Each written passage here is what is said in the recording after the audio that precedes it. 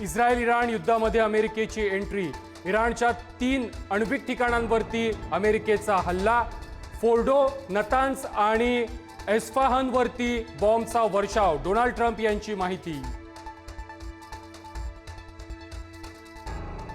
मध्य आशियामध्ये आता शांती पर्वाची सुरुवात.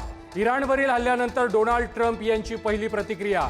इराणनं युद्ध थांबवावं, पुन्हा हल्ले करू नयेत, अन्यथा सोडणार नाही, ट्रम्प यांचा इशारा.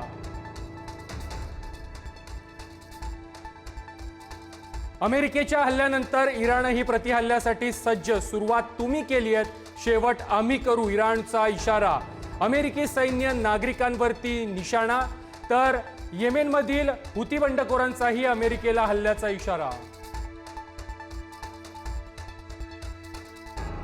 इराणवरील अमेरिकेच्या हल्ल्यानंतर इस्रायलमध्ये आणीबाणी लागू, शाळा महाविद्यालय बंद, तर डोनाल्ड ट्रम्प यांचा इराणवरील हल्ल्याचा निर्णय इतिहास बदलेल, इस्रायलचे पंतप्रधान नेत्यानाहूंची प्रतिक्रिया.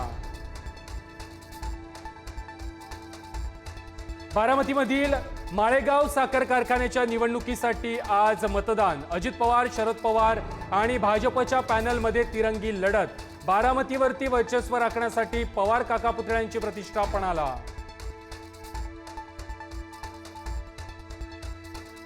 राज्यात सध्या तरी ठाकरे बंधू आणि पवार काका पुतण्या एकत्र येण्याची शक्यता धुसरच.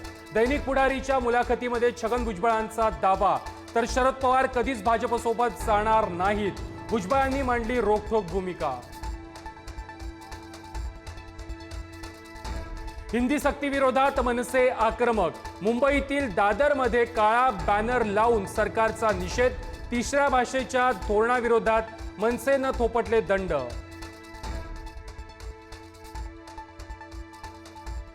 आजपासून पुढील 3 दिवस कोकण, मध्य महाराष्ट्र आणि विदर्भाला मुसळधार पावसाचा इशारा.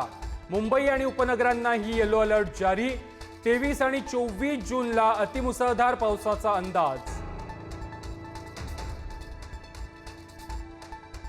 राज्यामध्ये केवळ 20% क्षेत्रावर पेरण्या झाल्याची माहिती. पावसामध्ये खंड पडल्यानं खरीपाच्या पेरणींना विलंब, शेतकरी चिंतातूर.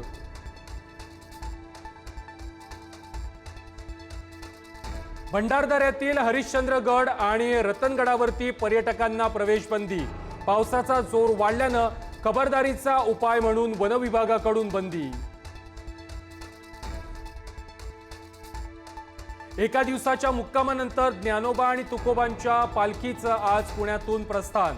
ज्ञानेश्वर माऊलींची पालखी दिवे घाटातून सासवडला जाणार, तर संत तुकोबा महाराजांची पालखी आज लोणी कारभारला विसावणार.